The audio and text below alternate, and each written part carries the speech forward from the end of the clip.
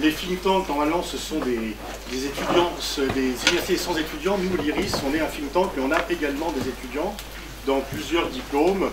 Relations internationales en première et deuxième année, géoéconomie et intelligence stratégique, défense, sécurité et gestion de crise, responsable des programmes internationaux et le dernier, action, mais pas le moindre, action militaire, enjeux stratégiques et gestion de projet.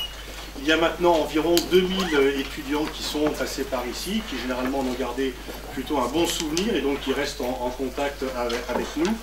Et c'est un peu la marque de l'IRIS, c'est qu'on fait de la recherche, mais on a aussi le souci de la pédagogie. Le fait d'être également une université nous conduit à faire cette pédagogie aussi bien pour le public français que pour faire la pédagogie également des positions françaises lorsque les uns et les autres nous sommes à l'étranger.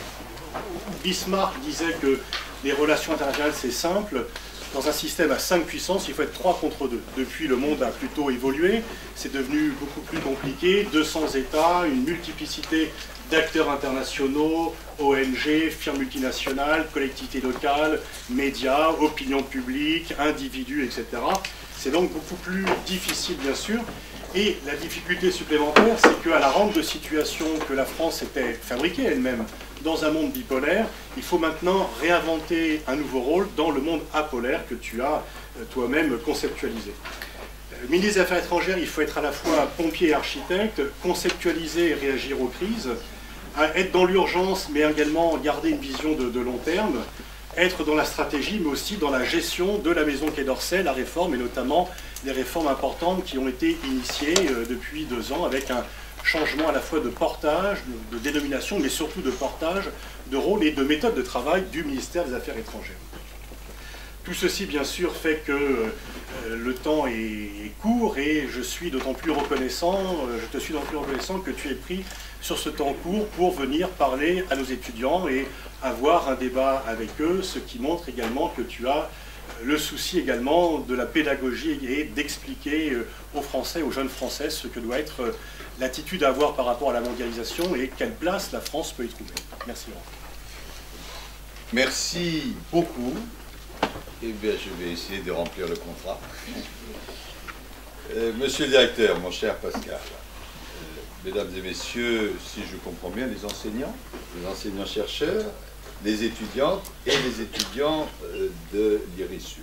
Et plus simplement, chers tous, ça fait maintenant quelques mois que Pascal Boniface, que je connais, que j'apprécie, que je tutoie, m'a invité à m'exprimer devant vous sur les enjeux de la diplomatie française.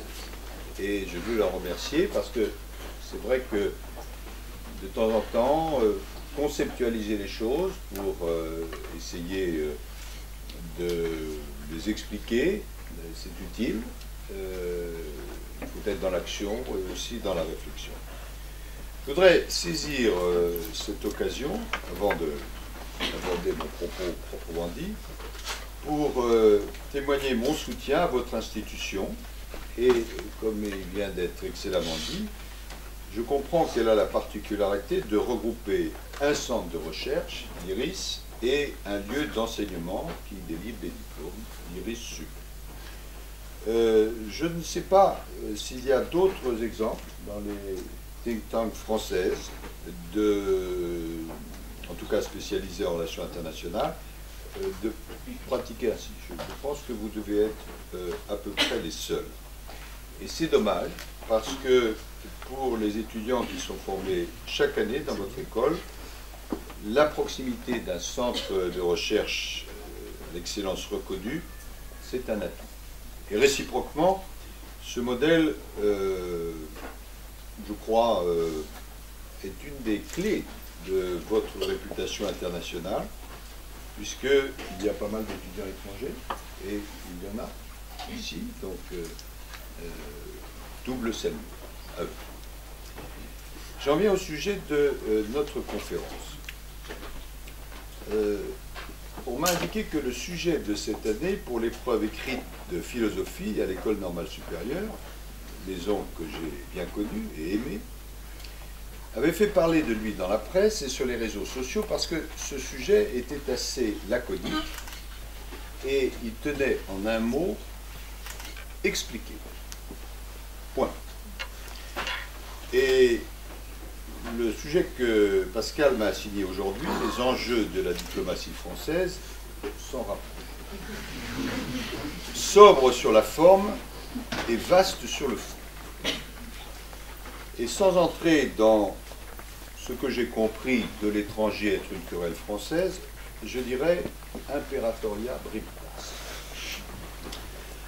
Alors je vais essayer de faire de mon mieux pour l'aborder et ensuite je réponds volontiers à vos questions dès lors que on ne dépassera pas un certain temps qu'on va m'indiquer. D'abord, quelques mots pour tracer les contours du monde dans lequel évolue notre diplomatie. C'est souvent l'occasion de dire que nous ne vivons pas seulement une crise ou une série de crises, mais un changement de monde et du monde. Première caractéristique de ce changement, caractéristique évidente, une hiérarchie nouvelle des puissances. Avant la Première Guerre mondiale, c'était l'Europe qui dominait la planète. Au XXe siècle, ce sont les États-Unis qui ont pris le relais. Demain, les États-Unis vont garder bien sûr une place très importante, mais le XXIe siècle sera probablement dominé par d'anciens ou nouveaux géants, donc États-Unis, certainement, Chine, Europe, Inde, Brésil, sans oublier les grands États du continent africain, Nigeria, Afrique du Sud. Et je ne suis pas exhaustif probablement. Ce qui signifie qu'aujourd'hui, nous avons 3 pays européens qui sont parmi les 6 premières puissances économiques mondiales, et qu'en 2030, c'est tout près, l'Europe, oui, sera parmi ces principales puissances, mais probablement plus aucun pays européen pris isolément. Et en 2050, c'est pas loin, parmi les 30 premières économies, une vingtaine seront des pays dits émergents et en réalité assez largement émergés. On assiste donc à un bouleversement de la géographie mondiale de la puissance, ce qui nécessite par contre-coup une réorganisation de la présence diplomatique française, évolution qui avait d'ailleurs été amorcée par mes prédécesseurs, mais que je mets en œuvre systématiquement depuis maintenant 3 ans. Voilà la première caractéristique de ce changement planétaire. La deuxième, c'est la modification du fonctionnement du système international. Pascal Boniface, dans son introduction, y a fait allusion. Nous ne sommes plus dans le monde bipolaire de la guerre froide, ni dans le monde unipolaire de l'après-guerre froide, dominé pendant une période, à vrai dire, assez courte, après la chute du mur par une seule puissance, en l'occurrence les États-Unis. Sommes-nous pour autant, comme on le dit parfois, ou on l'écrit parfois par une facilité de plume, dans un monde multipolaire organisé? Je ne crois pas, ou je ne crois pas encore.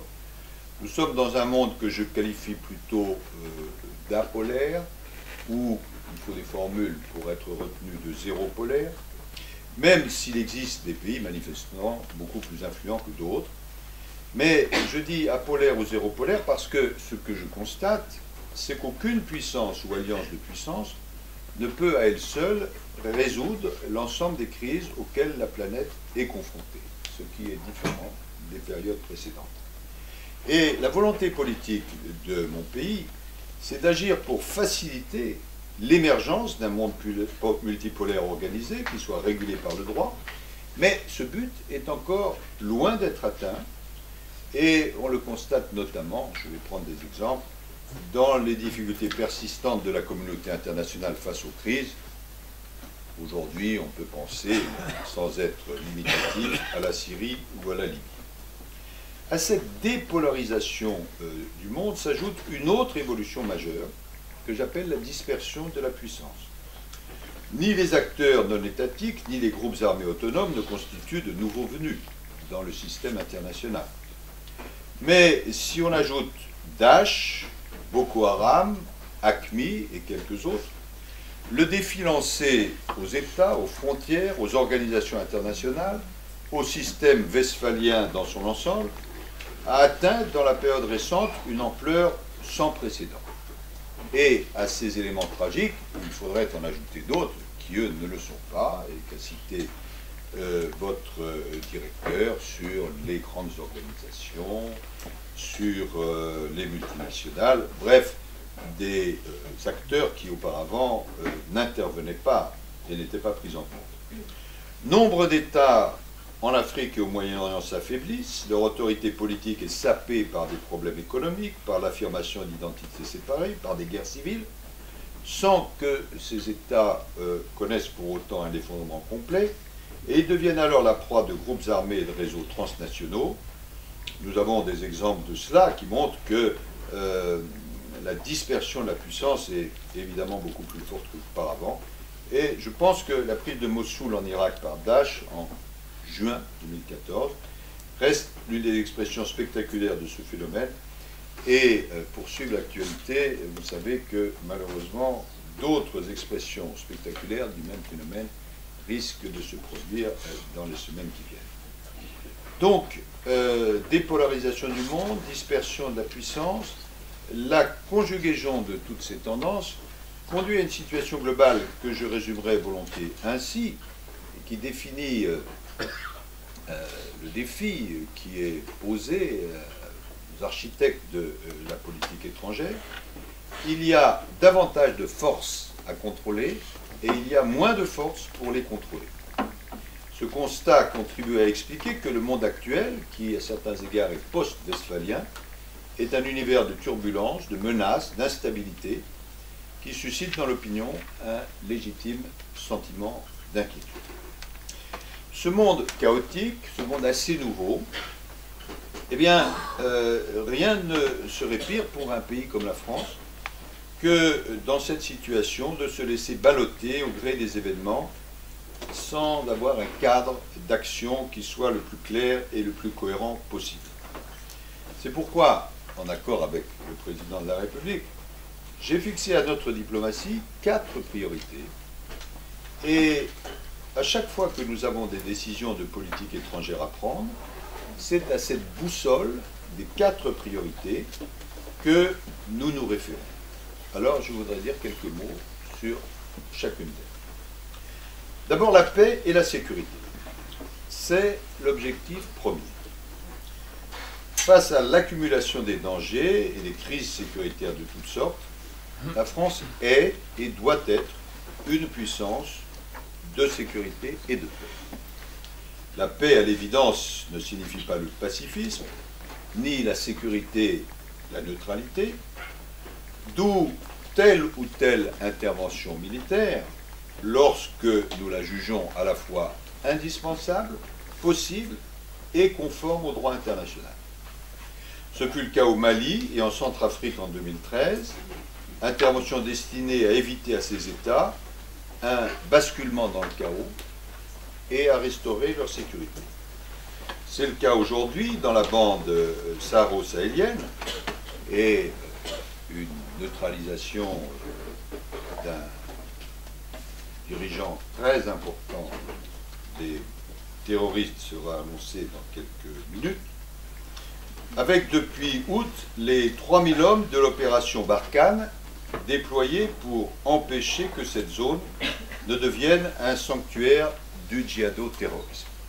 C'est le cas également en Irak depuis septembre 2014, avec l'opération Chamal dans le cadre d'une coalition internationale pour lutter difficilement contre l'expansion territoriale de Daesh. Ces interventions ont servent la paix et la sécurité internationale, pas uniquement, j'y insiste, dans les régions où nous engageons nos forces, mais, croyons-nous, dans l'ensemble du monde, y compris sur notre propre territoire.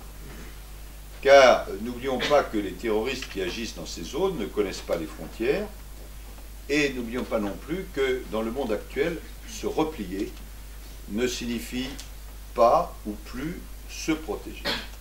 Et de ce point de vue-là, il faut éviter une erreur de réaction ou de raisonnement qui souvent est commise. Ce n'est pas parce que nous intervenons ici ou là que le terrorisme fleurit. C'est pour éviter le terrorisme que nous intervenons dans telle ou telle situation. Au-delà de ces interventions, notre engagement pour la paix et la sécurité guide la plupart de nos choix de politique étrangère. Là aussi, je voudrais donner quelques exemples d'actualité. Face à la crise ukrainienne, c'est pour essayer de stopper la spirale de la guerre et pour créer les conditions d'un retour à la paix qu'avec l'Allemagne, nous avons d'abord, en juin 2014, proposé le format Normandie, à 4, puis en février 2015, agi dans une nuit qui restera dans ma mémoire, pour la signature des accords de Minsk II, qui ont permis, soyons prudents, une certaine désescalade. Aujourd'hui, nous en suivons attentivement l'application sur le terrain, en lien étroit avec l'OSCE, et c'est également dans un souci de sécurité européenne que nous avons suspendu la livraison des navires Mistral à la Russie, choix qu'imposait la spécificité de la situation. Autre exemple, les discussions sur le nucléaire iranien. Dans ce cas, la ligne adoptée par la France a, depuis le début, été guidée par l'exigence de paix et de sécurité. Notre volonté, qu'il n'y ait pas d'ambiguïté là-dessus, est de parvenir à un accord, mais un accord, et je choisis mes mots, qui soit robuste, vérifiable, qui écarte l'accès de l'Iran à la bombe atomique, mais qui, et c'est pour ça qu'il doit être robuste et vérifiable, empêche aussi la prolifération nucléaire dans cette région déjà éruptive. Car la meilleure et à vrai dire la seule garantie pour éviter la prolifération nucléaire, c'est que l'accord avec l'Iran soit robuste, vérifiable et considéré comme tel. Sinon, le résultat sera exactement l'inverse. C'est cette position que la France, en l'occurrence moi-même, a défendue avec constance à Genève en 2013, à Vienne en 2014, à Lausanne en mars dernier, et que je défendrai de nouveau à Vienne dans la dernière ligne droite qui est prévue d'ici fin juin dans une discussion qui porte sur le texte et sur ses annexes. Cela signifie concrètement que dans cette discussion, nous demandons une vraie transparence pour prévenir les activités de militarisation. Un accès rapide des inspecteurs de l'Agence internationale de l'énergie atomique à tous les sites concernés. Des engagements précis sur les activités d'enrichissement autorisées pour la durée de l'accord, incluant une réduction phasée du nombre de centrifugeuses dans le site très souterrain de Fordo. Enfin, un mécanisme efficace de retour des sanctions en cas de non-respect par l'Iran de ses engagements. Notre attitude dans ce dossier n'est pas, contrairement à ce que parfois j'entends, négative, elle est vigilante et exigeante, ce qui est nécessaire et légitime compte tenu des enjeux pour la sécurité internationale, au premier rang desquels le refus de la prolifération nucléaire. La recherche d'une paix durable, c'est aussi le souci de notre diplomatie face au conflit israélo-palestinien, conflit toujours recommencé. En dépit des difficultés qui sont grandes, nous ne renonçons pas. Nous poursuivons nos efforts, en particulier aux Nations Unies, en vue d'une relance et d'une conclusion des négociations. Nos objectifs sont clairs. Obtenir une résolution du Conseil de sécurité qui définisse les paramètres et le calendrier de la négociation et mobiliser à cette fin la communauté internationale, l'Union européenne, la Ligue arabe, les membres permanents du Conseil de sécurité, pour aider les deux parties à conclure. Peut-être y aura-t-il des questions sur ce point, car évidemment, c'est un des points les plus importants depuis déjà longtemps. En Irak et en Syrie, on fait un petit tour du monde. La même exigence de paix et de sécurité nous conduit à continuer notre mobilisation pour défaire Daesh et l'empêcher de constituer un foyer durable du terrorisme international. En Irak, je constate que, comme d'ailleurs partout, la solution n'est pas uniquement militaire. Parallèlement à l'opération Chamal, nous appuyons la démarche de rassemblement initiée par le Premier ministre irakien, Al-Abadi, démarche qui, je le souligne particulièrement aujourd'hui, doit être amplifiée car elle est la condition d'un Irak inclusif qui puisse être stable, pacifié et d'une victoire sur les terroristes. C'est la raison pour laquelle j'accueillerai à Paris le 2 juin prochain avec le Premier ministre irakien Al-Abadi et mon collègue John Kerry, les membres de la coalition internationale pour parler de l'Irak. En Syrie, ni Bachar al-Assad, ni les djihado-terroristes de Daesh ou de Jabhat al-Nusra ne peuvent incarner l'avenir du pays. Nous souhaitons que dans ce pays soit trouvé un accord politique entre d'une part les éléments du régime et d'autre part l'opposition modérée. Accord qui devra respecter toutes les communautés et tous les habitants. Il est déjà extrêmement tard lorsqu'on voit le nombre dramatique des personnes tuées ou déplacées et lorsqu'on voit les déchirements de la Syrie. Sachez en tout cas que nous agissons, nous discutons avec nos partenaires arabes, américains, ainsi qu'avec les Russes, pour rechercher cette solution politique qui est la seule de nature à apporter un chemin.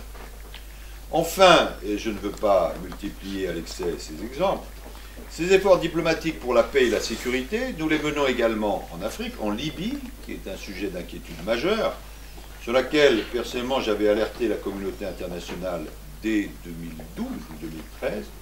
Nous soutenons les négociations menées par les Nations Unies pour aboutir à la formation d'un gouvernement national qui permette de lutter contre le terrorisme et de restaurer la stabilité. Et dans d'autres régions d'Afrique, je pense à la lutte contre Boko Haram, la France a été la première, on se souvient du sommet de l'Élysée, dès mai 2014, à vouloir mobiliser la communauté internationale pour aider les Africains à agir. Enfin, j'ai parlé au début de mon propos du Mali, où nous avons soutenu tout récemment les efforts visant au paraphe et à la signature par les diverses parties de l'accord entre Bamako et les groupes du Nord, accord important pour l'établissement d'une paix durable. Au-delà de tous ces exemples, la leçon est, je pense, assez claire. Face aux crises internationales et dans les régions troublées du monde, notre diplomatie agit selon une ligne que nous voulons cohérente, favoriser la paix et la sécurité. Objectif numéro 1. La deuxième priorité de notre politique étrangère, c'est à la fois l'organisation de la planète et sa préservation. Qu'est-ce que veut dire organiser la planète? C'est notamment promouvoir une société internationalement mieux régulée sur les plans politiques, économiques, social, environnemental. Nous plaidons pour le droit international, nous plaidons pour un système multilatéral organisé, c'est d'ailleurs un trait majeur de notre diplomatie au-delà des alternances politiques. Et cette confiance est ancrée dans l'histoire de notre pays et dans son inspiration profonde. D'où notre appui constant à l'Organisation des Nations Unies, malgré ses faiblesses.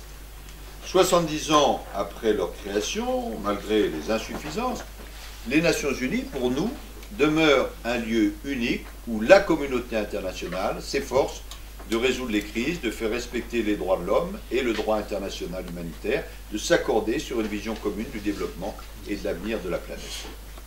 Mais précisément parce que nous croyons en l'ONU et que nous voyons bien ses limites, nous plaidons pour des réformes qui la rendraient plus représentative et plus efficace. C'est ainsi, vous savez, que nous souhaitons un élargissement des membres permanents du Conseil de sécurité, très difficile à obtenir puisqu'il impliquerait les membres du Conseil de sécurité eux-mêmes, qui donnerait notamment une place accrue aux pays émergents. Et nous défendons aussi une initiative originale. Certains disent utopique, mais les utopies d'aujourd'hui peuvent être les réalités du lendemain.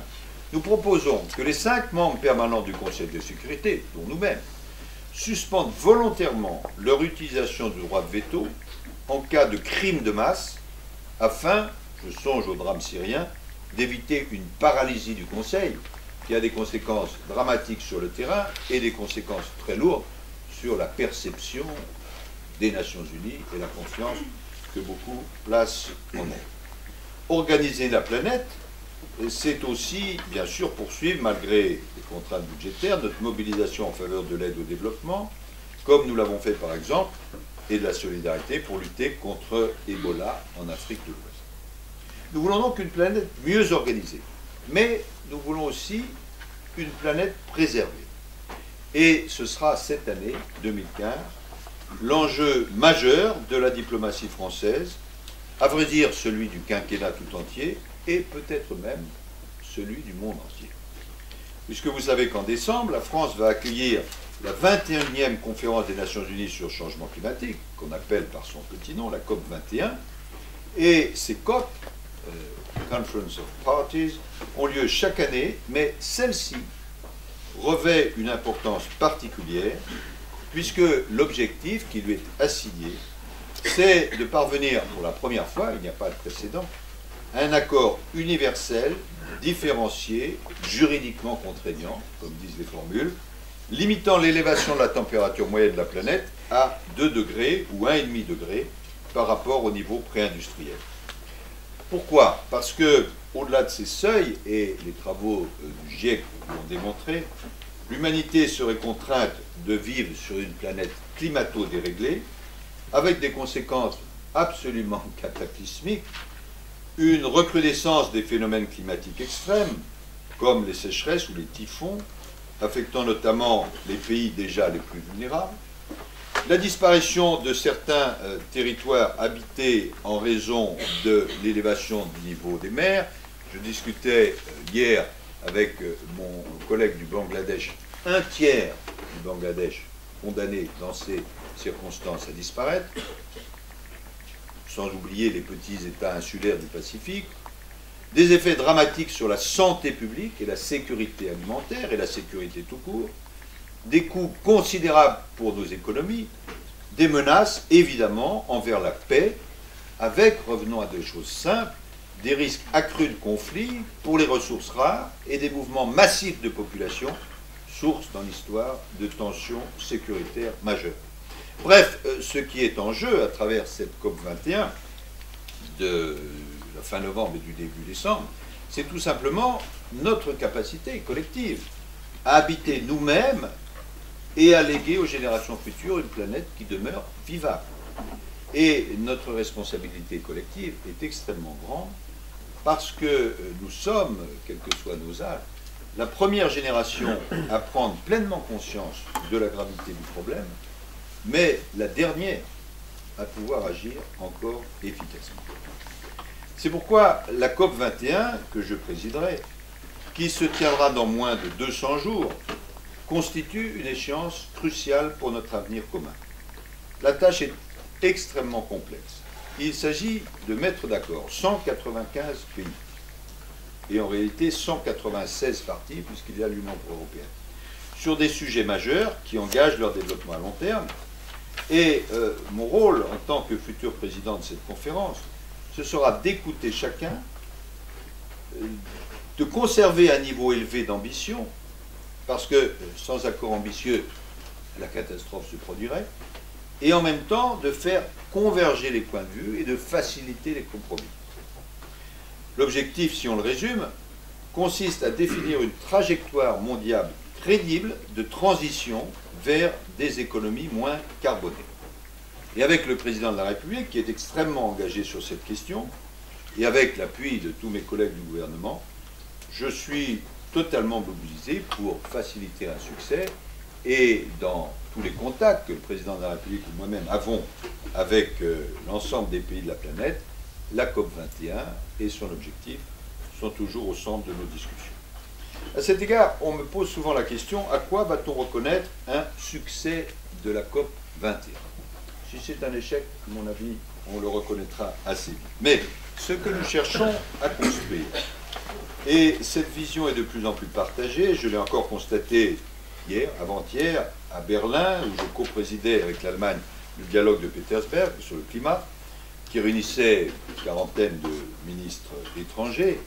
Ce que nous cherchons à construire, c'est ce que j'appelle l'Alliance de Paris pour le climat, qui comprend non pas un objectif, mais 4 piliers. D'abord, un accord intergouvernemental, universel, différencié, juridiquement contraignant, et j'ajouterai pour ma part durable. Ensuite, des contributions nationales, c'est-à-dire des engagements prévisionnels de chaque État, à la fois sur la réduction des émissions de gaz à effet de serre et sur leur adaptation aux effets du dérèglement climatique. Vous savez sans doute, si vous vous intéressez à ce sujet, que les différents pays ont jusqu'à la fin du mois d'octobre pour publier leurs contributions, ce qu'on appelle en anglais INDC, Intended Nationally Determined Contribution. Et déjà, nous avons une quarantaine de pays qui ont publié ces contributions, et les autres doivent suivre au fur et à mesure. Et lors de la conférence de Paris, on aura connaissance de toutes ces contributions, on pourra comparer ces contributions, qui sont les engagements des États, avec l'objectif général poursuivi, ne pas aller au-dessus de 2 degrés. Et si ces contributions, ce qui est vraisemblable, se situent par leur addition au-dessus de 2 degrés, l'objectif de la conférence de Paris sera de trouver les voies et moyens pour respecter les 2 degrés, malgré ou à partir des prévisions faites par les différents pays.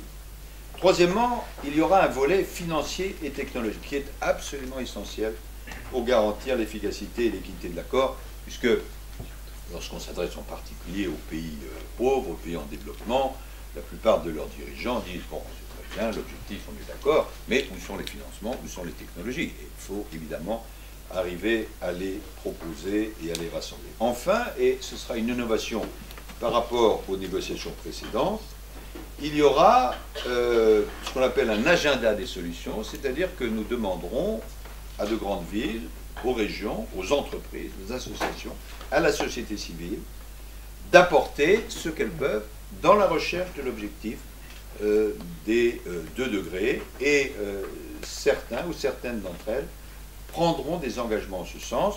Ce matin même, je présidais avec Ségolène Royal une réunion, il va y en avoir pendant les 3 jours qui viennent, sur entreprise et climat, finance et climat. Est-ce que nous parviendrons à tout cela? Eh bien, en tout cas, nous y travaillons d'arrache-pied, et je crois que on pourrait répondre en utilisant 2 formules. L'une d'un personnage que j'admire beaucoup, Léon Blum, qui disait « je le crois parce que je l'espère », et l'autre de Ban Ki-moon qui dit « there is no plan B because there is no planet B ». Et je pense que ça situe assez bien l'enjeu. La troisième priorité de notre diplomatie, il n'y en a que pas. Relance et réorientation de l'Europe. Dès 2012, nous avons constaté, ce n'était pas d'ailleurs très difficile, que si l'on voulait répondre à la fois à la situation objective de l'Europe et à la désaffection croissante de ces peuples, y compris du peuple français, il fallait des changements importants dans l'orientation des politiques européennes. Dans notre pays, une majorité de nos concitoyens considèrent, les sondages l'attestent, l'Europe comme l'échelon adéquat pour répondre à toute une série de grands défis. L'économie, le terrorisme, la diplomatie, les pollutions, etc. Mais dans le même temps, ils jugent, les sondages là aussi l'attestent, et les résultats des élections, que l'action de l'Europe est insuffisamment efficace. Ce qui signifie que, contrairement à ce qui est parfois soutenu, l'euroscepticisme qui existe constitue dans bien des cas moins un rejet de principe de l'Europe qu'une défiance envers les capacités concrètes de l'Union. Et nous devons répondre à ce défi. Depuis maintenant 3 ans, il y a eu un certain nombre d'avancées incontestables, et souvent elles ont été faites à notre initiative ou conformément en tout cas à nos orientations. La politique économique européenne a connu depuis plusieurs mois une réorientation qui est importante. Jusque-là, on parlait presque exclusivement de consolidation budgétaire et de surveillance. Ça ne veut pas dire qu'on a terminé d'en parler, c'est important. Mais les enjeux de croissance et d'investissement se trouvent désormais davantage au cœur des priorités. Il y a eu des interventions bienvenues de la Banque centrale européenne. L'euro, pour différentes raisons, est moins cher. Il y a la mise en œuvre du plan Juncker de 315 milliards d'euros. Il y a l'achèvement de l'union bancaire, je ne sais pas si c'était le meilleur terme à choisir, mais enfin, ça permet de mieux réguler la finance. Tout cela me semble positif et a été possible grâce à, ou en tout cas conforme à la demande française d'une réorientation de l'action européenne vers la croissance, l'investissement et l'emploi.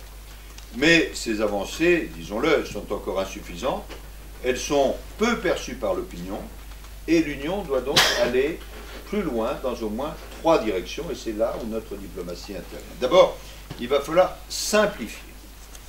Nous proposons d'améliorer le fonctionnement de l'Union européenne sans pour autant réviser les traités, parce que si on se lance dans la révision des traités, dans beaucoup de pays, il s'agira de procéder à des référendums, et personne ne peut douter des résultats, compte tenu de ce qu'est la conjoncture générale. Nous voulons, dans le prolongement d'un travail de simplification qui a été commencé en France, faciliter l'action des citoyens et des entreprises dans le cadre européen. Donc, premier objectif, simplifier. Deuxième objectif, protéger. Nous pensons que l'Union doit répondre à la menace terroriste, par exemple, quand elle constitue le bon échelon. C'est le cas de Schengen, qui doit être renforcé avec la mise en place de ce qu'on appelle un PNR européen, Passenger Name Record. C'est le cas également de la politique de défense européenne, que nous devons essayer de faire avancer, notamment lors du Conseil européen de juin, afin de répondre à toute une série de menaces qui concernent l'Europe en tant que telle. Protéger, c'est aussi mettre en œuvre une politique migratoire qui réponde aux défis actuels. On en a beaucoup parlé ces derniers jours, ces dernières heures. Il faut à la fois lutter de façon très rigoureuse contre les trafiquants d'êtres humains. Il faut accueillir dignement les migrants, mais faire la distinction entre ceux auxquels l'asile doit être accordé, puisque c'est un droit, et les migrants irréguliers pour lesquels une politique de retour doit être appliquée. Et puis, il faut d'abord et surtout aider au développement des pays sources, parce que les migrants ne migrent pas par plaisir, ils migrent sous la pression des conflits, de la pauvreté, et il faut donc apporter davantage aux pays sources. Donc, simplifier, protéger et développer. Je trouve d'ailleurs en disant cela que ça donne SPD. Ça signifie d'ailleurs, d'une part, achever de consolider la zone euro. Avec l'Allemagne, précisément, la France fera des propositions visant à renforcer le pilotage économique de la zone, puisque des réunions sont prévues sur ce point dans quelques jours, ce qui impliquera des efforts de convergence en matière de fiscalité et de standards sociaux. Et d'autre part, il nous faut mettre en place des politiques ambitieuses sur les grands défis de demain. J'ai parlé du climat il y a un instant, on peut parler du numérique, de l'énergie ou du développement des pays. Sur l'ensemble de ces sujets, ça relève de la diplomatie, qui d'Orsay, la France prend des initiatives, en particulier dans le cadre d'un dialogue permanent, et que je constate excellent, avec notre partenaire allemand. Dans la plupart des cas, nous avons une position commune, et c'est un levier très puissant de l'action européenne, parce que je ne veux pas dire que l'Allemagne et la France additionnées déterminent mécaniquement le reste de l'Europe, mais lorsque nous sommes ensemble, nous avons une capacité d'entraînement qui, évidemment, est très forte. Et lorsque nos visions, nos intérêts divergent, ce qui peut arriver, eh bien, à ce moment-là, la France fait valoir son propre point de vue. Il va y avoir, dans les mois qui viennent, des débats importants, notamment en lien avec les propositions que le nouveau gouvernement de M. Cameron a prévu de formuler. Et nous allons les examiner, bien sûr, en ayant à l'esprit un principe simple. Oui aux améliorations, mais non au démantèlement de l'Union. Et je l'ai dit à nos amis britanniques, notamment à mon collègue Philippe Hammond, qui a été confirmé, pour la France, la place du Royaume-Uni se situe dans l'Union européenne, mais une Union qui reste fidèle à ses principes fondateurs et qui ne renonce pas à ses ambitions. Et, parce qu'il faut toujours assortir les proclamations d'exemples concrets et, si possible, remplis d'humour, j'ai dit à plusieurs reprises à nos amis britanniques, qui connaissent très bien le système de club, que si on adhère à un club de football, c'est très bien, mais on ne peut pas dire au milieu, et bien maintenant on joue au rugby. Donc, voilà. La quatrième et dernière priorité de notre politique étrangère concerne le rayonnement et le redressement économique de notre pays. On a beaucoup parlé de la diplomatie économique. Et c'est vrai que dès que je suis arrivé au Quai d'Orsay, j'en ai fait une des priorités explicites de mon action. On n'avait pas attendu Laurent Fabius pour s'occuper d'économie et les ambassadeurs le faisaient déjà. Mais j'ai estimé que dans la situation économique de la France, qui n'était pas totalement florissante, chaque ministère, chaque secteur de l'action publique, et singulièrement le ministère des Affaires étrangères, devait apporter sa pierre au redressement. Et puis, d'une façon plus directement reliée à notre sujet, j'ai constaté que sans une amélioration de notre compétitivité économique, qui avait été gravement détériorée dans la période précédente, notre position internationale s'étiolerait et à terme serait menacée. Parce que, et qu'on s'en désole ou qu'on s'en félicite, les choses sont ainsi, dans le monde actuel, l'influence politique ne peut pas durablement être déconnectée du poids économique. Ça ne veut pas dire que l'une doit être subordonnée à l'autre, mais il y a un lien qui est évident. Nous avons donc lancé une série de réformes pour renforcer cette diplomatie économique, rapprochement avec les entreprises, réorganisation interne au Quai d'Orsay, instructions extrêmement précises à nos ambassadeurs, nomination de représentants spéciaux dans des pays stratégiques, création de nouveaux opérateurs unifiés. Vous avez entendu parler de Business France, vous entendrez parler, il a été créé au 1er janvier, d'Expertise France, qui regroupe l'expertise à l'étranger de toutes les administrations, élargissement du périmètre du Quai d'Orsay, qui est devenu le ministère des Affaires étrangères et du Développement international, et en absorbant le commerce extérieur et la promotion du tourisme. Et aujourd'hui, même si ça prend du temps, et si l'administration ne peut en aucun cas se substituer aux entreprises, ce sont les entreprises qui font le commerce, et non pas l'administration, mais l'administration doit l'aider, je pense que nous voyons un certain nombre de résultats positifs s'amorcer, mais qui devront être poursuivis. Au-delà de la dimension économique, dans ce souci de redressement et de rayonnement de la France, j'ai souhaité que notre diplomatie investisse l'ensemble des champs de l'action extérieure de l'État. Et donc, je me considère à la tête du ministère de l'action extérieure de l'État. La culture, bien sûr, qui est un vecteur immense d'influence et de rayonnement pour la France, en raison à la fois de la richesse de notre patrimoine et du dynamisme de notre création. Et vous connaissez le rôle des instituts français en lien avec les alliances françaises et notre action culturelle à l'étranger. L'éducation, nous avons un réseau d'enseignement à l'étranger qui est le premier au monde et qui constitue un atout formidable, à la fois pour nos compatriotes qui vivent à l'étranger et pour le rayonnement de notre langue, de notre culture, de nos valeurs. La francophonie, aujourd'hui environ 230 millions de locuteurs français, dans quelques décennies probablement 750 millions grâce à la croissance de l'Afrique, qui est à la fois un réservoir d'influence, la francophonie, et un potentiel économique que nous devons mieux exploiter.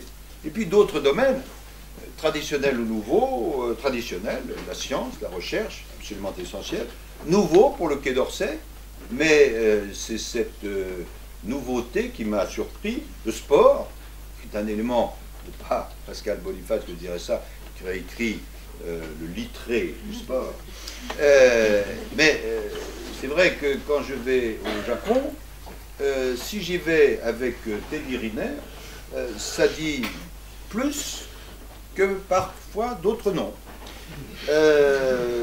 Et puis la gastronomie, pour lequel je suis à la fois un théoricien et un praticien, parce que c'est l'image de la France, c'est l'identité de la France, c'est une source économique considérable de création d'emplois, de même que l'ensemble du tourisme, qui est une mine d'or absolue. Et c'est un point sur lequel nous disposons, touche du bois, d'un avantage comparatif évident, lourd à supporter pour le ministre des Affaires étrangères, mais enfin il faut savoir souffrir, et qui est un élément très important. On sourit, on a raison, et je le fais le premier, mais c'est tout ça, la France. Bref, à la tête du Quai d'Orsay, j'ai le souci, et c'est le mot-clé, de mener une diplomatie globale. Pour une raison simple, c'est que l'influence de la France dans le monde est multiforme, que la France est ce pays qui n'est pas le plus grand du monde, loin de là, mais qui peut jouer sur toutes les touches du clavier. Parce que nous sommes membres permanents du Conseil de sécurité, merci au général de Gaulle, parce que nous avons une puissance militaire, parce que nous sommes une puissance économique, on dit la France aussi. Enfin, nous avons quand même 190 pays qui sont derrière nous. Donc bon, parce que nous sommes une puissance culturelle, parce que nous avons nos principes, parce que la langue, et c'est tout ça qui fait l'identité de la France, et donc la diplomatie doit être globale. Et le rôle de notre diplomatie, c'est de traduire cette globalité en actes. Aujourd'hui, nous avons donc un ministère de l'action extérieure de l'État qui s'étend au-delà des questions strictement stratégiques et politiques, qui élargit le cœur de métiers diplomatiques traditionnels. Je dis cela puisque certains ou certains d'entre vous peuvent se destiner à ce beau métier. Et pour la première fois, le Quai d'Orsay dispose de l'ensemble des leviers pour mener une diplomatie globale. D'ailleurs, je suis en train de mener une réflexion avec l'ensemble des personnels du ministère sur ce que sera, ce que doit être le ministère des Affaires étrangères du XXIe siècle. Ces réformes, je crois, sont utiles pour l'efficacité de notre diplomatie, pour l'influence de notre pays, et j'espère seulement que ce dispositif s'enracinera de manière pérenne au-delà des évolutions de la vie politique. Voilà les 4 priorités de notre diplomatie. Elles sont servies par des personnels extrêmement compétents, qui sont attachés à leur mission, qui sont, et je les ai toutes pratiquées, une des meilleures administrations françaises. Parfois, on me demande si au-delà de ces grandes lignes, je termine, un principe oriente l'ensemble de notre action extérieure. Et si je devais retenir un seul, je dirais l'indépendance. Parce que je pense que c'est l'indépendance qui constitue une des clés, peut-être même la clé de notre influence. Et je veux m'expliquer sur ce point pour conclure mon intervention. Même à l'époque de la guerre froide, où l'ordre, entre guillemets, international était fortement structuré, la France a toujours veillé à ne pas être alignée, tout en restant solidaire de ses alliances. Cette indépendance fait partie de notre histoire et de la vision que nous avons de notre rôle dans les relations internationales. Et dans le monde incertain, dangereux que nous connaissons et qui va être celui des prochaines décennies, je pense que nous devons plus que jamais préserver à la fois notre capacité à travailler avec les autres et notre capacité d'autonomie. Et cet alliage, c'est un bien extrêmement précieux. Parce que peu de pays aujourd'hui possèdent à la fois notre faculté d'agir en réseau, tout en conservant une indépendance d'analyse, de décision et finalement d'action. Cette indépendance, et il faut toujours mettre en garde les Français contre ce péché mignon, ne doit évidemment pas être confondue avec de l'arrogance. Nous n'avons ni la prétention d'être infaillibles, ni l'illusion d'être omnipotents. Et l'indépendance, ce n'est pas davantage une diplomatie en permanence tribunicienne qui serait audacieuse dans le verbe, mais assez brouillonne et timorée dans l'action. Je ne vise absolument personne. L'indépendance, je la définirais plutôt comme la capacité à définir librement ce que nous considérons comme juste, efficace et à agir en conséquence. Pour prendre quelques exemples. Lorsque le président de la République choisit de rencontrer M. Castro en signe du renouveau de nos relations avec Cuba, la France est tout simplement indépendante. Lorsque c'est passé largement inaperçu, c'est dû à ma faible personnalité, je me rends à Moscou aux cérémonies de commémoration du 70e anniversaire de la victoire sur le nazisme. La France est indépendante. Lorsque nous décidons d'organiser une réunion du Conseil de sécurité des Nations Unies sur la situation des chrétiens d'Orient et des autres minorités persécutées par Daesh, la France est indépendante. Et lorsque nous exprimons notre position sur l'élargissement envisagé par certains du périmètre de l'OTAN, la France est indépendante. Et je pourrais citer pas mal d'autres exemples. Cette indépendance suscite dans le monde des réactions diverses. Mais la principale réaction, c'est l'intérêt et la confiance. Elle contribue, je crois, à la crédibilité et à la fiabilité de notre diplomatie. C'est une des raisons pour lesquelles beaucoup de pays nous apprécient, de Pékin à N'Djamena, de New Delhi à la Havane, du Moyen-Orient à l'Amérique latine. le monde sait et voit que face aux grandes questions internationales, nous nous déterminons en fonction de notre propre jugement et non pas sous l'influence, voire la pression d'un protecteur, quelle que soit sa puissance. Mais le monde sait aussi que la France, tout en défendant légitimement ses intérêts, comme chaque État, n'agit pas de manière égoïste, mais promeut aussi en toute indépendance des valeurs, des principes universels, une certaine vision de l'ordre international qui est fondée sur le respect des droits de l'homme, sur la justice, sur la souveraineté du peuple et sur la liberté. Et la France, ça c'est la tradition, mais nous espérons que notre politique maintient cette tradition. C'est un pays qui s'attache à voir plus loin que lui-même, et cette caractéristique de notre diplomatie, je le constate chaque jour, je crois qu'elle est comprise et reconnue.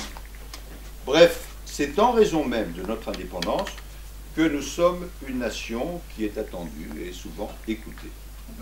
Depuis maintenant 3 ans, le président de la République, moi-même, nous avons à cœur non seulement d'être fidèles à cette marque de fabrique de notre politique étrangère, mais de la renforcer. Il ne m'appartient pas de juger si nous y sommes parvenus, mais j'observe que la France tient son rang, que les Français le perçoivent, et qu'ils en tirent, sinon de la fierté, du moins une certaine satisfaction. Dans les mois qui viennent, nous allons poursuivre et amplifier nos efforts. Les sujets, vous le voyez, ne manquent pas. Le rendez-vous de la COP21 sera évidemment majeur. Si nous parvenons à un accord, cela constituera, et pour une fois le mot n'est pas galvaudé, une échéance historique pour notre pays, comme pour l'ensemble de la planète. Et nous sommes déterminés à jouer un rôle pivot pour permettre le succès. Car sur ce dossier, comme sur tous les grands enjeux internationaux, nous sommes conscients de nos responsabilités et nous continuerons donc de les assumer.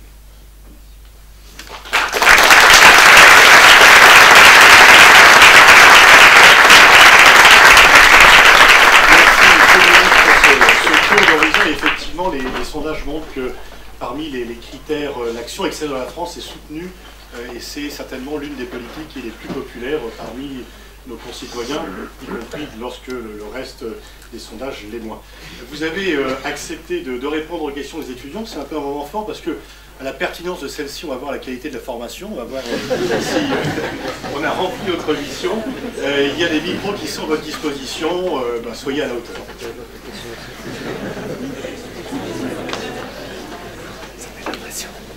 C'est pas pour vous dissuader de poser des questions.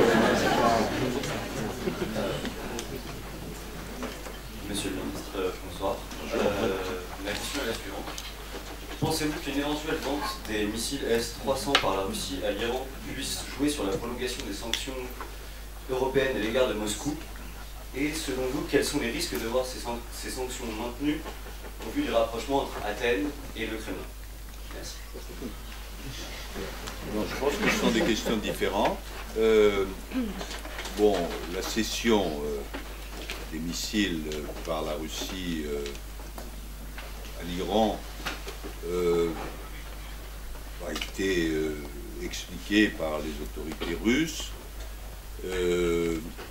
et il est considéré par ces autorités et par d'autres qu'il s'agit d'un élément défensif. Mais nous ne lions pas, nous n'avons jamais lié ce qui se passait en matière de sanctions en Europe vis-à-vis de la Russie avec l'affaire iranienne. Nous avons lié les sanctions avec l'affaire ukrainienne, essayant de ne pas mélanger les choses. L'autre aspect concerne la Grèce et la Russie, c'est ça? Bon, vous savez, la Grèce est dans une situation très compliquée, les délais qui courent ne sont pas extensibles à l'infini, puisqu'elle a des problèmes de remboursement de dettes considérables. La France, pour sa part, a pris une position consistant à dire essayons de trouver une solution, mais en même temps, il y a un certain nombre d'engagements qui ont été pris à l'égard des autres pays ou à l'égard de telle ou telle organisation. Et du coup, on a vu peut-être une certaine proximité entre les autorités grecques et les autorités russes. Mais pour le moment, on ne peut pas dire qu'il y ait eu, puisque c'est ça qui est derrière votre question, une attitude la Grèce qui serait si contraire aux orientations européennes qu'elle poserait un vrai problème de fond à ces autorités européennes. Donc, non, je crois que pour le moment, cette question ne soulève pas de difficultés particulières.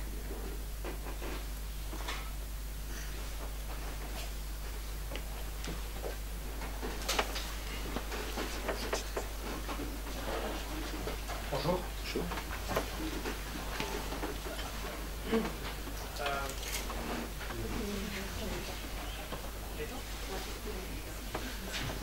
On va le parler comme ça. Allez-y. Je voulais vous poser une question sur la non-utilisation du droit de veto pour crimes de masse dans certaines régions du monde. Le processus est différent, mais au fond, ça ressemble à la responsabilité de protéger. Je voulais savoir, est-ce qu'il est possible d'aller voir la diplomatie russe et chinoise et leur dire que sur le cas libyen, la France et les autres États n'ont pas respecté ou bien ont dépassé le cadre juridique et au fond revenir à l'essence même de la responsabilité de protéger, la remettre au bout du jour. Alors, là aussi, ce sont des points qui sont liés mais qui sont un peu différents. Vous faites référence au fait que lorsque plusieurs pays, dont la France, sont intervenus en Libye, il y a de cela quelques années, il y avait auparavant une discussion aux Nations Unies et il n'y avait pas eu de veto opposé, il y avait une abstention russe, si je me rappelle bien, et ensuite il y a eu une intervention et les Russes ont dit vous nous avez trompés, c'est l'essentiel, le débat que nous avions eu ne devait pas permettre que vous interveniez. Et ils sont allés plus loin en disant, mon collègue Lavrov me le dit souvent, si ça va mal en Libye, c'est parce qu'il y a eu une intervention. Je pense que les choses sont plus compliquées que cela. À l'époque, nous étions dans l'opposition, mais il faut reconnaître honnêtement et rappeler honnêtement que nous avions soutenu cette intervention. Et je pense que il faut toujours se rappeler que M. Kadhafi menaçait de manière extrêmement grave Benghazi. Donc, s'il n'y avait rien eu, il y aurait eu beaucoup d'exactions. Simplement, je pense que l'erreur qui a été commise, c'est de considérer qu'à partir du moment où cette intervention avait lieu, elle résolvait le problème. Non. J'ai dit dans le fil de mon topo que parfois des interventions sont nécessaires, mais que l'histoire récente nous montre, avec beaucoup d'exemples, notamment au Moyen-Orient, qu'on ne résout pas durablement les problèmes par une intervention. Ce sont les peuples eux-mêmes qui arrivent à résoudre les problèmes ou non. Et la Libye n'était pas un État, c'était une collection de tribus, avec beaucoup d'armes, beaucoup de ressources. Et à partir du moment où cette intervention a été opérée, et où ensuite, on a laissé faire, eh bien, l'anarchie s'est installée. Donc, je ne crois pas, et quand on en discute avec les Russes, c'est la thèse que je développe, non pas pour chercher une argumentation, mais parce que je crois il n'aurait pas été facile, bien sûr, d'assurer ce suivi, mais néanmoins, c'est un élément nécessaire. On a un phénomène qui n'est pas comparable, mais sur la nécessité que les progrès viennent de l'intérieur, on a fait le même constat en Irak. Bon. Aujourd'hui, il y a une certaine progression de Daesh qui est très inquiétante, et l'une des raisons de la progression de Daesh, c'est à la fois les moyens dont ils disposent et le fait qu'en face, je sais bien qu'il y a la coalition, mais ça c'est les forces aériennes, mais au sol, l'armée irakienne est composée d'une façon très unilatérale. Et pour appeler un chat, les sunnites ne se sentent pas impliqués. Et d'ailleurs, c'est une espèce de cercle vicieux, puisque lorsque on parle de reprendre telle ou telle ville qui vient d'être prise par Daesh, ce sont les chiites et les Iraniens, en l'occurrence, qui se mobilisent. Donc, je reviens à mon sujet, le sujet que vous évoquez, la Libye. On peut discuter à l'infini de l'aspect droit international, mais je pense que l'erreur principale a été de ne pas assurer le suivi. Bien. Alors maintenant, si on vient à l'autre aspect, qui est responsabilité de protéger et surtout suspension du droit de veto. Pourquoi faisons-nous cette proposition? Et avec qui en parlons-nous? Nous faisons cette proposition parce que, bien sûr, nous souhaitons qu'il y ait une réforme des Nations Unies, à la fois pour la rendre plus représentative, nous ne sommes plus à la fin de la guerre, et il y a des États qui devraient faire partie du Conseil de sécurité, c'est une évidence, et puis il y a d'autres choses qui doivent être modifiées. Mais tout en le souhaitant, tout en agissant pour ça, nous savons que c'est une difficulté extraordinaire, puisque, compte tenu des règles qui sont celles des modifications de la Charte, il faudrait l'aval des pays qui aujourd'hui sont les pays privilégiés. On n'y arrive pas. Donc nous avons pris une approche complémentaire, qui n'est pas exclusive, mais complémentaire, qui serait une approche qui ne demanderait pas de modification de texte. Et cette approche, venant d'un membre permanent du Conseil de sécurité, qui dispose du droit de veto, c'est-à-dire nous-mêmes, serait la suivante. Lorsqu'il y a crime de masse, alors qui vérifierait le crime de masse, qui l'imputerait? Dans notre proposition, c'est le secrétaire général des Nations Unies ou tel procureur. Bon. Mais lorsque c'est une évidence, eh bien, les pays en question, les 5, auraient auparavant, volontairement, suspendu, non pas abandonné, mais suspendu l'utilisation du veto. Bien sûr, nous ne sommes pas naïfs, ça veut dire que c'est pour quelque chose qui ne concerne pas leur propre pays. Mais je prends l'exemple de la Syrie. Pour un observateur, pas un spécialiste, qui est simplement quelqu'un qui a du bon sens, constater qu'il y a un conflit en Syrie depuis maintenant 4 ans, qu'on en est à 220 et quelques mille morts, il y a des millions de gens réfugiés, déplacés, avec des conséquences épouvantables sur la Jordanie, sur la Turquie, sur le Liban, etc. Et que le Conseil de sécurité est paralysé, parce qu'à chaque fois que la question est soulevée, on dit « Ah, nous avons un veto russe ou chinois », ça démonétise le Conseil de sécurité et toutes les Nations Unies. Et alors même qu'il s'agit souvent de proposer uniquement des mesures humanitaires. Et donc nous pensons que c'est une idée utile qui fait partie, si on le veut, de la responsabilité de protéger. Avec qui en parlons-nous? Nous en parlons d'abord avec les membres du Conseil de sécurité. Les Britanniques ne sont pas fermés. Les Américains ont, selon l'interlocuteur auquel on s'adresse, des positions plus ou moins ouvertes. Les Russes et les Chinois, pour le moment, ils sont hostiles, en disant mais le droit de veto, c'est pas quelque chose qui se coupe en tranches. Nous voulons garder notre droit, ou certains disent notre privilège, et donc si nous commençons à l'abandonner ou à le suspendre sur cet élément, on va diminuer notre capacité sur d'autres éléments. Donc là, pour le moment, nous ne les avons pas convaincus. En revanche, nous avons un soutien très important de beaucoup de pays de l'Assemblée générale. Je n'ai pas fait la compte, mais nous sommes certainement au-delà de 70 pays. Et un soutien extrêmement fort de beaucoup d'ONG, certaines considérant d'ailleurs que nous n'allons pas assez loin et qu'il faudra aller plus loin, que ce soit systématique. Mais nous voulons quelque chose, non pas pour nous faire plaisir ou pour qu'on dise mais la France est un pays extraordinaire, etc. Mais là, vraiment, nous essayons d'aller en ce sens dans un esprit pratique et pour permettre que dans des situations aussi dramatiques que la Syrie, on puisse trouver des solutions. Voilà où nous en sommes. Là, c'est le 70e anniversaire. Donc, nous allons de nouveau mettre en avant cette proposition. J'ai demandé à Hubert Védrine, qui l'a fait, de faire le tour d'un certain nombre de responsables.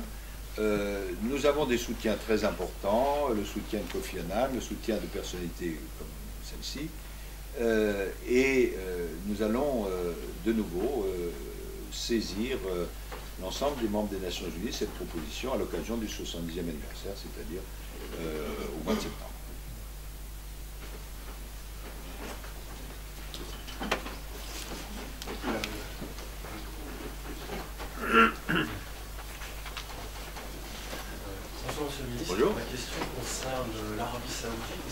éventuel désir de développer un programme nucléaire face à l'obsession et la crainte de développer en Iran? Et quelle serait la position de la France si l'Arabie Saoudite s'engageait dans un programme nucléaire et le rapprochement de la France par rapport à l'Arabie Saoudite? En ce moment, il accueille privilégié qui est notre président de la République au sein d'une coopération du Golfe. Alors, partons d'abord de la négociation nucléaire avec l'Iran. Ça me permet, au-delà de quelques mots que j'ai prononcés, de vous dire exactement où on en est, puisque je suis moi-même directement ces négociations. L'objectif, simple à définir. Le nucléaire civil, oui, la bombe atomique, non. Et il s'agit de tirer toutes les conséquences techniques de cette affirmation, sur lesquelles tout le monde est d'accord, y compris bien sûr l'Iran.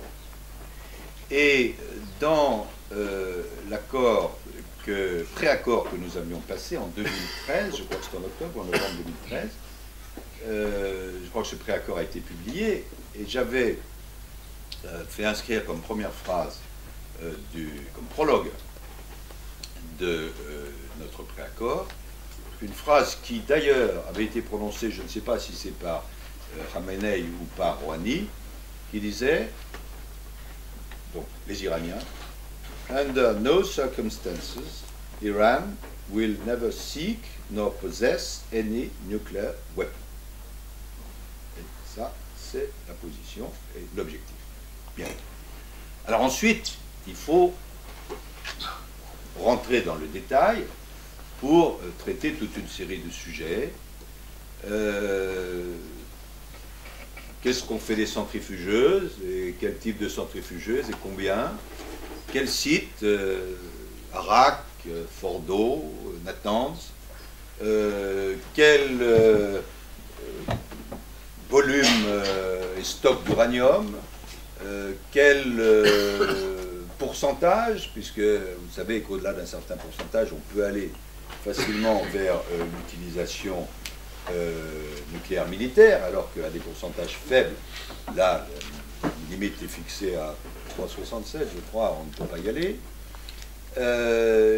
Comment on vérifie tout ça? Qu'est-ce qu'on fait des sanctions? Enfin, toute une série de sujets. Et, je le disais dans mon topo, la France a eu une position, nous souhaitons qu'il y ait un accord, bien sûr, mais nous avons toujours eu une position exigeante. Pourquoi? Parce que ça, c'est le fond de l'affaire. Et votre question m'y invite. Si l'accord est un accord de papier, qui n'engage pas vraiment l'Iran, ou bien qui est considéré comme n'engageant pas vraiment l'Iran, y compris par l'Arabie Saoudite, par l'Égypte, par la Turquie, au lieu d'avoir comme résultat l'absence de prolifération nucléaire, nous aurons exactement l'inverse, c'est-à-dire la prolifération nucléaire. Ce que nous souhaitons, c'est qu'il n'y ait pas de prolifération nucléaire, ni pour l'Iran, ni pour les autres. Parce qu'autant, on peut en discuter, vous examinez certainement ça dans vos cours, est-ce que le fait qu'il y ait eu quelques puissances nucléaires a finalement permis de garantir la paix? Oui, c'est l'équilibre de la terreur, etc. Mais lorsque on passe de quelques puissances nucléaires à beaucoup de puissances nucléaires, et qu'en même temps, c'est dans une région déjà éruptive, qui est la région considérée, alors là, on ne peut pas dire du tout que le nucléaire empêche la guerre. Au contraire, c'est un risque effrayant. Et je ne parle même pas de la situation d'Israël. Bon. Donc, il faut absolument éviter la prolifération nucléaire. Et je dis, en particulier aux Iraniens, ce sont des conversations nombreuses que j'ai eues avec Javad Zarif, si vous voulez non seulement respecter votre engagement, mais qu'il n'y ait pas d'autres puissances nucléaires dans votre région, il faut absolument que l'accord soit robuste et vérifié. Sinon, on peut toujours signer un papier, mais les autres, qui sont les autres? Vous avez cité l'Arabie Saoudite, ça peut être l'Égypte, ça peut être la Turquie, ça peut être un autre pays. Tous ces pays ont directement ou indirectement les moyens, y compris financiers, d'acquérir une arme nucléaire. Sinon, au lieu d'avoir une absence de prolifération nucléaire, nous aurons plusieurs pays de la zone qui auront l'arme nucléaire et ce sera une catastrophe. Et donc, et je ne cherche pas un paradoxe, mais je suis persuadé de cela, c'est le caractère robuste et vérifié de l'accord qui peut seul assurer sa crédibilité et la non-prolifération nucléaire. Sinon, il y aura tous les risques que je viens de citer. Alors, c'est là où on peut parler de l'Arabie Saoudite ou d'autres pays. Bon, c'est vrai que François Hollande a été le premier chef d'État depuis la création du Conseil du Golfe, qui est en 1980, a été invité, j'étais à ses côtés, à participer à ce Conseil des 6 États du Golfe. Et même si nous sommes déjà habitués à un certain nombre de cérémonies, c'était quelque chose de fort, parce que jamais aucun chef d'État étranger n'avait été accueilli. Tout simplement parce que ces pays, c'est pas simplement l'Arabie Saoudite, c'est l'ensemble des autres, je crois, considèrent d'une façon positive les positions françaises, pas singulièrement sur cette affaire iranienne, mais nous avons une certaine position sur la Syrie, une certaine position sur un certain nombre de conflits, de manière générale. Et donc, ils ont voulu montrer ce signe d'estime et de confiance. Alors, nous travaillons, non pas pour que l'hypothèse que vous envisagez se réalise, mais au contraire, pour qu'il n'y ait pas de prolifération nucléaire. Et c'est une des raisons pour lesquelles nous avons cette fermeté. Et notre refus de la prolifération nucléaire s'adresse erga omnes. Voilà où nous en sommes. Et je pense que c'est utile de discuter de cela parce que parfois la position française a pu être un peu caricaturée. Elle est exactement celle que je viens de vous rappeler.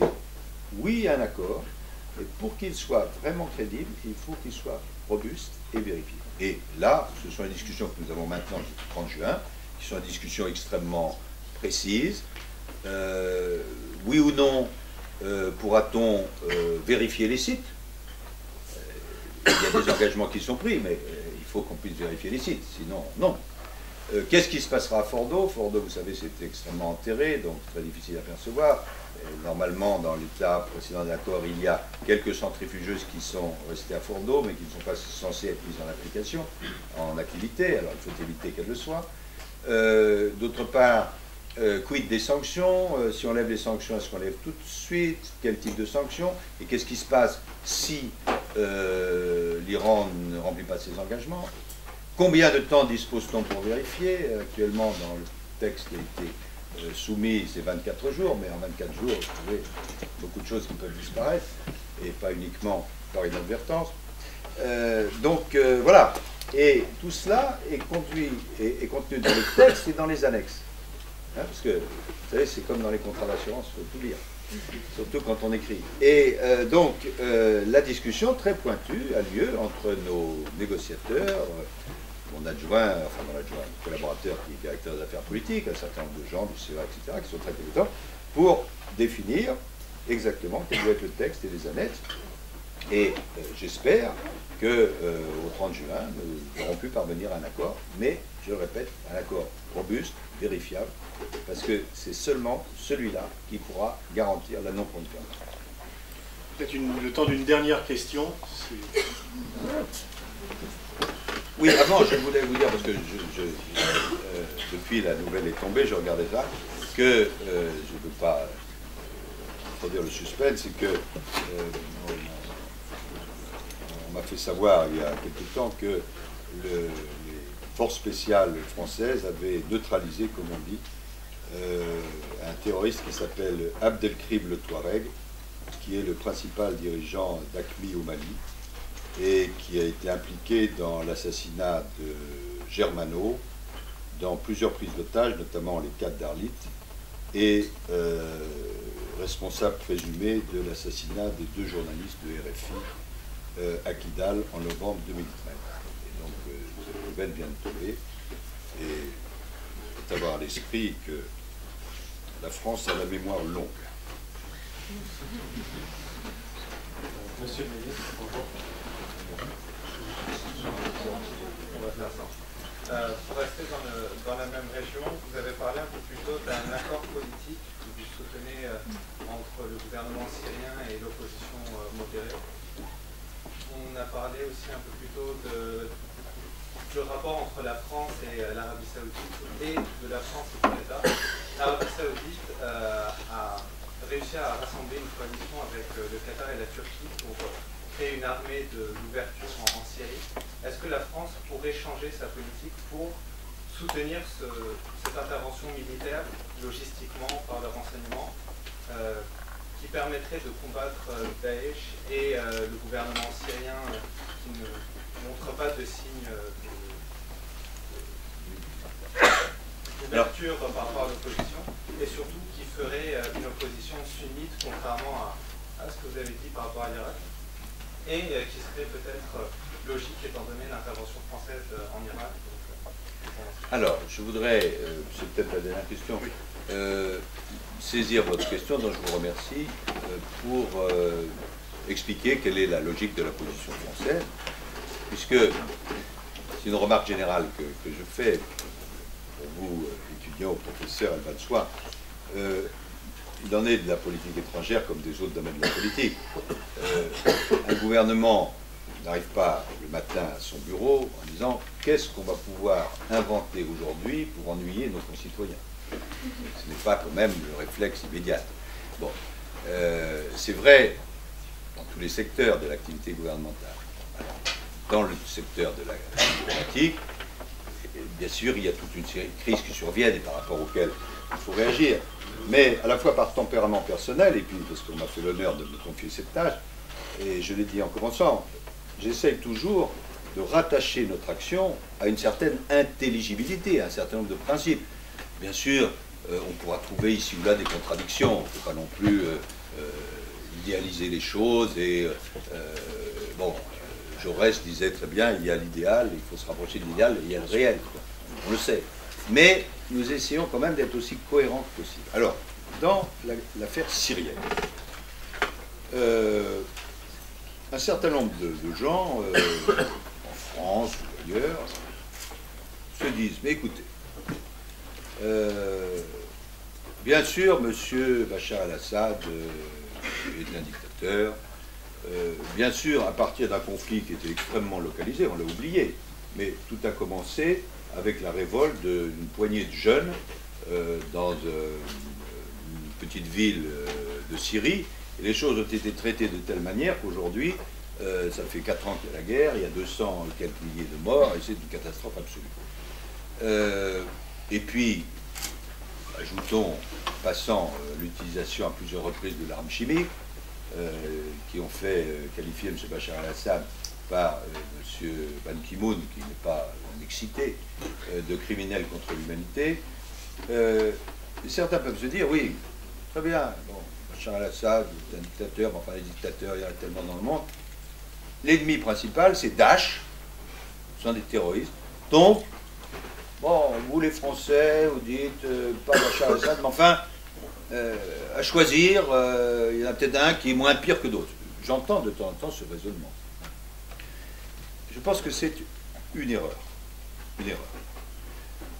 Je ne me situe même pas, je le situe aussi sur le plan moral. Comment considérer que quelqu'un qui est un criminel contre l'humanité est l'avenir de son peuple? Bon. Mais, outre l'aspect moral, sur le plan de l'efficacité pratique, je pense que c'est une erreur, ce serait une erreur considérable. Pourquoi? Parce que les terroristes et M. Bachar el-Assad sont l'avers et le revers d'une même médaille. Je ne dis pas seulement pour des raisons historiques. Certains qui ont étudié tout ça ont bien montré que, au départ, c'est la libération d'un certain nombre de prisonniers par M. Bachar lui-même qui a permis d'eux, etc. Et il y a, en tout cas jusqu'à ces derniers mois, il y avait très peu d'empressement de M. Bachar el-Assad à combattre les terroristes. Bon, il combattait l'opposition moderne. Mais sur le plan de l'efficacité, admettez que vous soyez un Syrien et que votre famille a été martyrisée par le régime. Mais là, il n'y en a pas quelques-uns. il y a plusieurs millions de personnes dans cette situation.